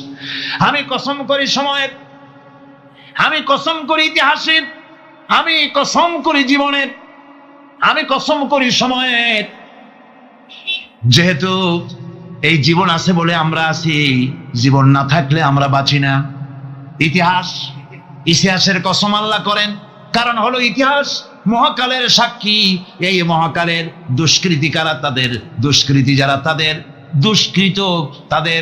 দুষ্কৃত কর্ম, যা তারা যে খারাপ কাজ করেছে, সেই খারাপ কাজের ইতিহাস ধারণ করেছে। যারা সুকৃতি করেছে, তাদের সুকর্মগুলি ইতিহাস ধারণ করেছে। ইতিহাস হচ্ছে নীরব সাক্ষী। আল্লাহ বলেন, আমি ওই ইতিহাসের সাক্ষী, আমি জীবনের সাক্ষী, আমি সময়ের সাক্ষী। যেহেতু সময় কারো জন্য বসে থাকে না। সময়ের ব্যাপারে হযরত ইবনে কাইয়িম রাহমাতুল্লাহ আলাইহি তিনি বলেছেন, মা মাদা ফিদ দুনিয়া আহলামুন ওয়া মা বাকিয়া মিনহা আমানি। মা মাদা ফিদ দুনিয়া আহলামুন, আমি আমার জীবনের যে অংশ ফেলে এসেছি এটা আমার স্বপ্ন। ওয়া মা বাকিয়া মিনহা আমানি, আর যেটা আমার সামনে জীবন বাকি আছে ওটা হচ্ছে আমার আকাঙ্ক্ষা। ওয়াল ওয়াক্তু বাইনাহুমা দায়ুন, আর এর মাঝখান থেকে সময় চলে যাচ্ছে। সময় আমার জন্য বসে নেই, সময় চলে যাচ্ছে। এই পৃথিবীতে আসার পর আমাদের হায়াত তো বাড়ছে না, বরং হায়াত প্রতি মুহূর্তে কি হচ্ছে? লোকেরা বলে হায়াত বাড়ে, হায়াত তো বাড়ে না। হায়াত কি হয়? জন্মের পরের থেকে আমার জন্য রিজার্ভ আছে যতটুকু, 50 বছর বাঁচবো, 60 বছর বাঁচবো, যতটুকু হায়াত আমার জন্য নির্ধারিত করা আছে, নির্ধারণ করা আছে, প্রতিদিন একদিন করে কমে যেতেছে। এজন্য আমি বলি, আমার বাড়িতে যে ঘড়িটা আছে, এই ঘড়িটা বেলা 1টার সময় ঢং করে একটা আওয়াজ দেয়, শ্রোতাকে শুনিয়ে দেয়, বাড়িওয়ালা তোমার জীবনের মূল্যবান হায়াত থেকে 1 ঘন্টা কমায়া দিলাম। 2টার সময় 2টা ঘন্টা লাগায় শোনায় দিল, বান্দারে তোমার জীবনের মূল্যবান সময় থেকে 2টি ঘন্টা কমে গেল। এমনি করে দিন গেল, মাস গেল, বছর গেল, আমাদের হুঁশ হলো না। সময় চলে গেল তাস খেলে খেলে, সময় চলে গেল আমাদের খেলাধুলা করে, শয়তানি বদমাশি করে। সময় কতটুকুন পেলাম? কিয়ামতের দিন, বিচারের দিনটা যেটা হবে, আল্লাহ রাব্বুল আলামিন বলেন বিচারের দিনটাই লম্বা হবে 50 আলফা সানা মিম্মা তাউদ্দুন। বিচারের দিনটা লম্বা হবে কত বছর? 50,000 বছর। কত বছর? দুনিয়ায় যেভাবে তুমি হিসাব করো দুনিয়ার গণনা অনুযায়ী হাসরের বিচারের দিনটা হবে 50,000 বছরের মতো লম্বা। এক কিতাবে দেখেছি তিনি লিখেছেন হিসাব করে কিয়ামতের ওই দিনটার হিসাবে 50,000 বছর একটা দিন লম্বা। ওই হিসাবে পৃথিবীতে যারা 60 বছর বাঁচলো সে যেন আখেরাতে 2 মিনিট দুনিয়ায় বাঁচলো। চিন্তা করেছে? মাত্র 2 মিনিট। 60 বছর যারা হায়াত পেল 2 মিনিট বাঁচল। এই 2 মিনিটের জন্য কত হাঙ্গামা, কত মারধর, কত সন্ত্রাস, ক্ষমতার জন্য লড়াই, হ্যান করেঙ্গে ত্যান করেঙ্গে, লাঠি কে আন্দার মুগুর ভরেঙ্গে, শক্তির ঠেলায় অস্থির। আমার বন্ধুগণ, সময় চলে যাচ্ছে স্রোতের মতো করে, কারোর জন্য সময় অপেক্ষা করতেছে না। আমাদের মৃত্যু প্রতি মুহূর্তে কাছে চলে আসতেছে। এই জন্য শায়ের বলেছেন আগাহা আপনি মৌত সে কোই বশর নেহি, আগাহা আপনি মৌত সে কোই বশর নেহি, সামা সো বরস কে হ্যাঁ পল কি খবর নেহি। মৃত্যু সম্পর্কে আমাদের কারো জানা নাই। যে কোনো মুহূর্তে মৃত্যু আমাদের কাছে এসে যেতে পারে। মৃত্যু সম্পর্কে কিছুই জানা নাই, অথচ প্রতি মুহূর্তে আমরা মৃত্যুর দিকে এগিয়ে চলছি। মাল সামান 100 বছর কি ধরে খাবো তাও জমা করে রেখেছি, কিন্তু এক মুহূর্তের খবর নাই। মা ফিরে এসেছি, বাড়ি যেতে পারবো নিশ্চয়তা নাই। আছে? বলেন আছে? আপনি বাড়ি যাও ভালো, বসেছেন, দাঁড়াতে পারবেন, এই নিশ্চয়তা আছে? নাই। সুতরাং সূরার যে সময়ের উপরে কসম করে মূলত সময়ের অপরিসীম গুরুত্ব সম্পর্কে আল্লাহ পাক মানুষকে বুঝাই দিতেছেন। সময়ের দাম দাও। আমাদের সময় চলে যায় গান শুনতে শুনতে, আশ্চর্য মলম বিক্রি করা দেখতে দেখতে, তাস পাশা খেলতে খেলতে সময় চলে যায়, কেউ খেয়াল করে না। সময় বলতে অতীত কালও হতে পারে, আবার বর্তমানও হতে পারে। আর বর্তমান কাল কোনো কালই না। বর্তমান কাল কোনো কাল নয়। প্রতি মুহূর্তে ভবিষ্যৎ এসে বর্তমান হয়, আর প্রতি মুহূর্তে বর্তমান কি হয়? অতীত হয়ে যায়। বর্তমান কাল বলে কোনো কাল নাই। প্রতি মুহূর্তে অতীত হয়ে যাচ্ছে। এই যে আমি মাহফিলে বসছিলাম প্রথম এসে, ওইটা কি এখনো বর্তমান আছে? এই যে বর্তমান কথা বলছি, এটা অতীত হয়ে যাচ্ছে। সুতরাং বর্তমান কাল নাই। আল্লাহ পাক অল আসরের সময়ের কসম করে বলছেন। যদি আমরা চিন্তা ভাবনা করি তাহলে আমরা লক্ষ্য করব আমাদের আসল মূলধন সময়। আসল মূলধন কি? জীবনের আসল মূলধন কি? সময়। ইমাম রাজি রহমতুল্লাহ আলাইহি এই পর্যায়ে এক বুজুর্গের ব্যক্তির কথা তিনি আলোচনা করেছেন। তিনি বলেছেন যে একটা লোক, তিনি সূরা আল আসর এর ব্যাখ্যা তিনি বুঝতেছিলেন না। ব্যাখ্যাটা কি? এই মাথার মধ্যে ঘুরপাক খাচ্ছিল এর ব্যাখ্যা কি? একবার তিনি বাজারে ঢুকলেন, তারপরে তিনি শুনতে পেলেন বাজারের এক প্রান্ত থেকে একজন চিল্লায় বলতেছে, সেই ব্যক্তির উপরে রহম করো যার পুঁজি গলে যায়, সেই ব্যক্তির উপরে রহম করো যার পুঁজি গলে যায়। উনি চিন্তা করলেন পুঁজি এবার গলে কেমন? উনি দৌড়ে গেলেন, যায় দেখেন যে যে ব্যাটা চিল্লাচ্ছে সে হচ্ছে বরফ বিক্রেতা। কি বিক্রেতা? বরফ। বরফ আইস। এখন এই বরফ বিক্রেতা সে চিল্লায় বলতেছে, সেই ব্যক্তির পরে রহম করো যার পুঁজি কি গলে যায়। সূর্যের তাপ বাড়তেছে আর বরফ গলে যাচ্ছে।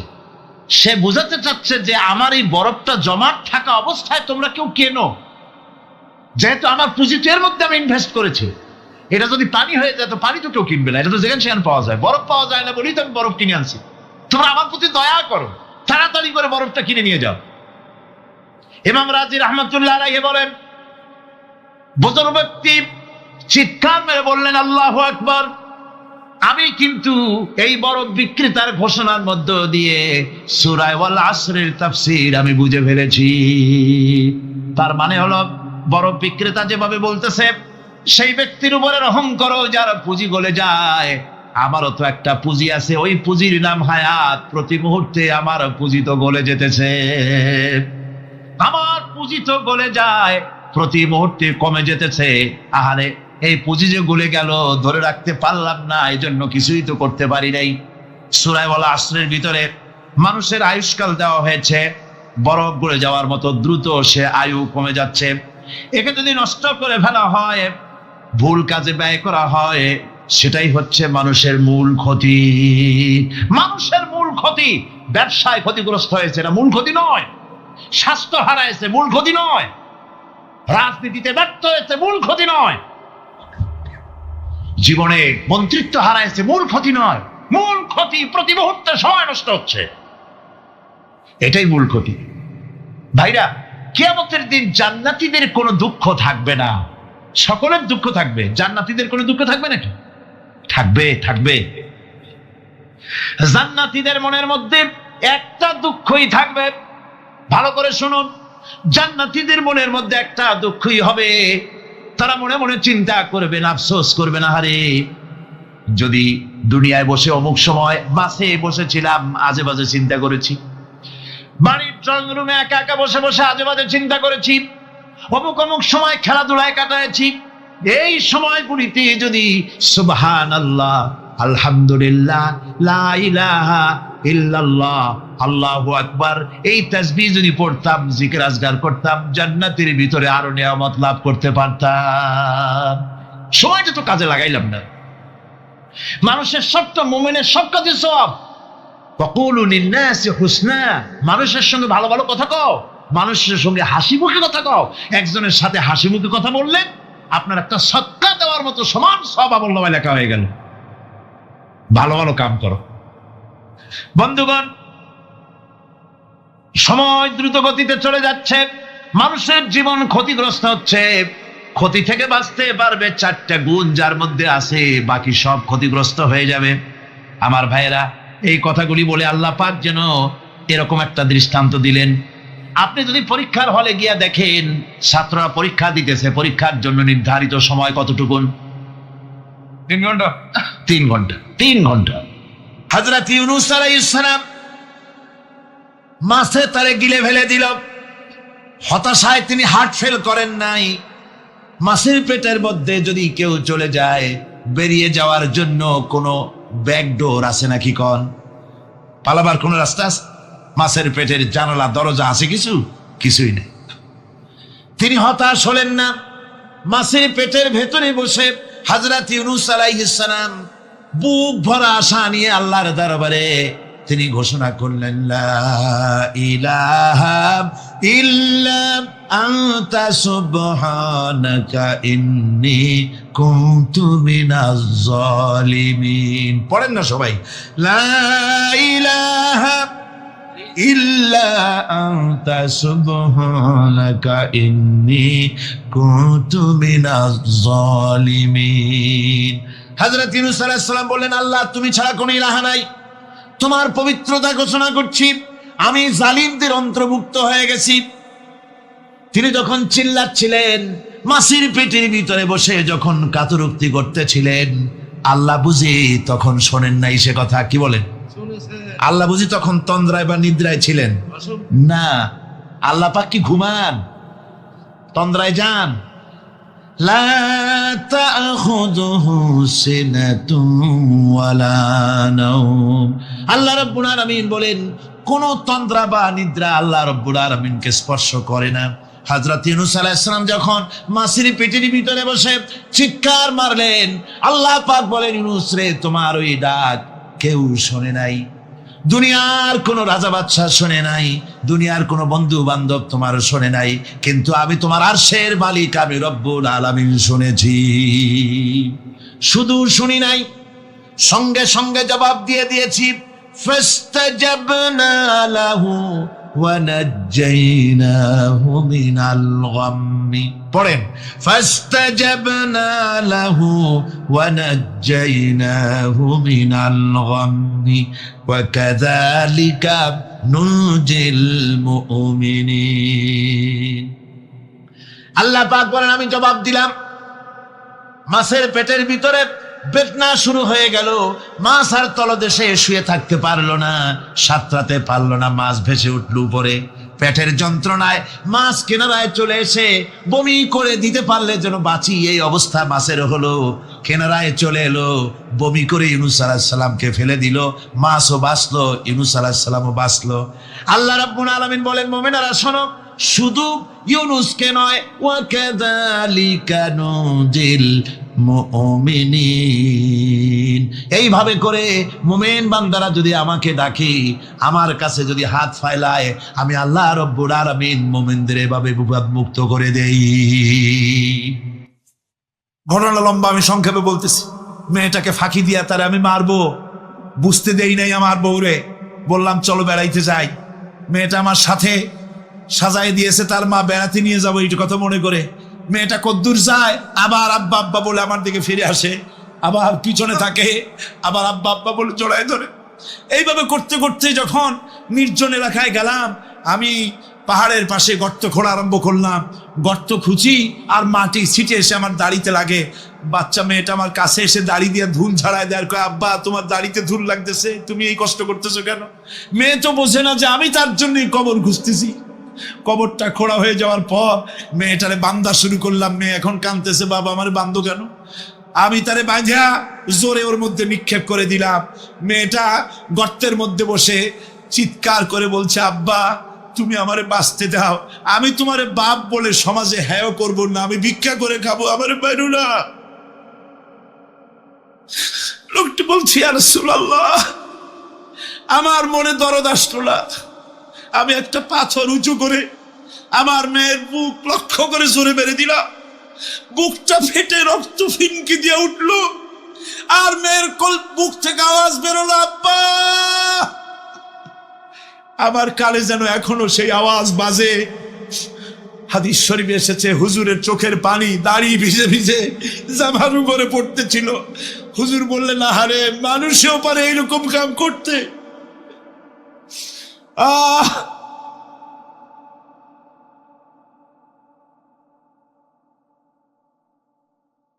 পৃথিবীতে নারীর যখন কোনো সম্মান ছিল না, মর্যাদা ছিল না, সেই সময় আমার রাসূল, আমার বিশ্বনবী নারীদেরকে সম্মানের হাত ধরে গর্তের ভিতর থেকে উঠাইয়া রানীর সিংহাসনে বসায় দিলেন। সুবহানাল্লাহ, মায়ের মর্যাদা দিয়ে দিলেন। সুবহানাল্লাহ, নারীরা আমাদের মায়ের জাত। নারীরা আমার কি এর জাত? মায়ের জাত। আমার মা বোনেরা, তোমাদের সম্মান কত তোমরা জানো না। আমরা পুরুষ, আমাদের পায়ের তলে জুতা, আর তোমরা আমাদের মায়ের জাত, তোমরা নারী, তোমাদের পায়ের তলে আল্লাহর জান্নাত, আল্লাহর ব্যস্ততা তোমাদের পায়ের তলে। এই সম্মান আল্লাহ তোমাদের দিয়েছে, নবী দিয়েছেন। সুবহানাল্লাহ কর। ভাইরা আমার, অধিকার ইসলাম দিয়েছে। বিবাহ যখন হয়, এই বিবাহের সময় এজেন্ট আনতে হয়। আর বিবাহ হচ্ছে বিবাহ বৈঠক। এজেন্ট আনার জন্য ওই যে কি জানি কয়, ম্যারেজ রেজিস্ট্রার বা মৌলবি সাহেব, কার অনুমতি আগে নেয়? বলেন কার অনুমতি? তাহলে অধিকার ইসলাম পুরুষে দিল না মেয়ে লোকের দিল? আগে মেয়ে লোকের কাছে যাও, মেয়েটাকে জিজ্ঞেস করো সেই বিবাহে রাজি আছে কিনা। সুবহানাল্লাহ পড়ে, এই বিবাহে রাজি আছে কিনা জিজ্ঞেস করো, তার অধিকারই বেশি। এরপরে এই বিবাহে করার ব্যাপারে কত বৈষম্য। আজ বিবাহ করতে গেলে যৌতুকের প্রথা এসেছে। রাসূলুল্লাহ যৌতুক দিয়েছিলেন, ওটা যৌতুক না, ওটা উপহার, ওটা হাদিয়া। রাসূলুল্লাহ তোহফা দিয়েছিলেন হুজুরের জামাই। সুবহানাল্লাহ, কি জামাই! এক জামাই তো জিন্নুর আইন, যাকে ফেরেশতারা পর্যন্ত লজ্জা করতো যারে দেখে, হযরত উসমান রাদিয়াল্লাহু তাআলা আনহু। আরেকজন হযরত আলী কাররামাল্লাহু ওয়াজহাহু। হযরত আলী, যার সম্পর্কে রাসূল পাক সাল্লাল্লাহু আলাইহি ওয়াসাল্লাম যাকে কত সম্মান দিয়েছেন, কত মর্যাদা দিয়েছেন, এই হলো হযরত আলী, হুজুরের জামাই। আনা মাদিনাতুল ইলম ওয়া আলিউম বাবুহা, আমি হলাম জ্ঞানের রাজ্য, আর আলী হলো সেই রাজ্যে প্রবেশের দরজা। সুবহানাল্লাহ। ভাইরা, এই হলো জামাই। আর মেয়ে খাতুনে জান্নাত, বিনতে রাসূল, বেহেশতের সমস্ত রমণীদের সরদারিনী, মা ফাতিমাতুজ জাহরা রাদিয়াল্লাহু তাআলা আনহা কি উপহার দিলেন বিয়েতে রাসূল? এই মেয়ে আর এই জামাই উপহার হলো খেজুরের ছোবড়ার একটা তোষক, পানি উঠাবার জন্য একটা মশক, আর আটা পেশা একটা জাথা। এই হলো নবীর মেয়ে আর জামাইয়ের জন্য উপহার। আজ সমাজের ভেতরে যৌতুক সৃষ্টি হয়েছে। এই যৌতুক নিতেছে মুসলমানেরা, কন্যা পক্ষের কাছ থেকে দাবি করে যৌতুক আদায় করা হচ্ছে। ঠিক কিনা কর? যৌতুক দিতে হবে, যৌতুক দিতে হবে। কি দিবা? পাজেরো জিপ লেটেস্ট মডেল, 10 লক্ষ টাকার ক্যাশ, গুলশানে অফিস, মঙ্গল গ্রহে বাড়ি। মানে মেয়ে জন্ম দিয়া বাপ এমন বিপদে পড়েছে যেন তওবা করা দরকার, আল্লাহ আমারে মাইয়ে দিও না। ঠিক কিনা কর? সমাজের অবস্থা। আপনি মেয়ে বিয়ে দেওয়ার সময়, ছেলে বিয়ে দেওয়ার সময় কন্যা পক্ষের কাছ থেকে ডিমান্ড করতে পারবেন না। যদি বর কন্যা পক্ষ ইচ্ছে করে কিছু দেয়, দেওয়া সুন্নত, নেওয়া সুন্নত, কিন্তু দাবি করতে পারবেন না। দাবি করে যদি নেন, শুকরের মাংস খাওয়া কি বলেন নাকি? কুত্তার পায়খানা খাওয়া কি? আর যারা জবাব দিলেন না তাদের জন্য কি মোবা? কুত্তার পায়খানা খাওয়া কি? সুতরাং মেয়ে বিয়ে, ছেলে বিয়ে দেওয়ার সময় কন্যা পক্ষের কাছ থেকে যৌতুক আদায়ের নামে দাবি করে কোনো কিছু, শুয়ারের মাংসের মতো, কুত্তার পায়খানার মতো এসব জিনিস আপনারা কি দাবি করে আদায় করবেন? আমি আজকে দেখতে চাই যে সব পিতারা মাহফিলে এসেছেন, ছেলের বিয়ে আজও দেন নাই, সেই সব পিতারা কোরআনের মাহফিলে হাত তুলে শপথ করেন কুত্তার পায়খানা খাবেন না, শুয়ারের মাংস খাবেন না। হাত উঁচু করেন ওই ছেলেরা। আর পুত্রবধূরা তাও নিজের শাশুড়িকে মায়ের মতো দেখুন, আর মনে মনে ভাবুন চিরকাল আপনি পুত্রবধূ থাকবেন না, আপনিও শাশুড়ি হবেন। আপনার শাশুড়িকে যদি মায়ের মতো যত্ন আপনি করেন, তাহলে আপনার পুত্রবধূর কাছ থেকে আপনিও মায়ের যত্ন পাবেন। আর এই ঝগড়া যদি থাকে, সংসার কিছুতেই ভালো থাকতে পারে না। গেল শাশুড়ি পুত্রবধূ। এবার স্বামী স্ত্রী। স্বামী স্ত্রীর ভিতরে মহব্বত আল্লাহর এক নিয়ামত। কোন আলহামদুলিল্লাহ। হযরত আয়েশা সিদ্দিকা রাদিয়াল্লাহু তাআলা আনহা বলেছেন, রাসূলুল্লাহর ঘরের ভিতরে কোনো দৌলত ছিল না, কিন্তু ঘরটা মহব্বত দিয়ে ভরা ছিল। আমি গ্লাসে পানি পান করে গ্লাসটা যখন রেখে দিতাম, যেখানে আমি ঠোঁট লাগাইয়া পান করতাম, আমার নবী গ্লাসের সেই জায়গায় পা মুখ লাগাইয়া পানি পান করতেন।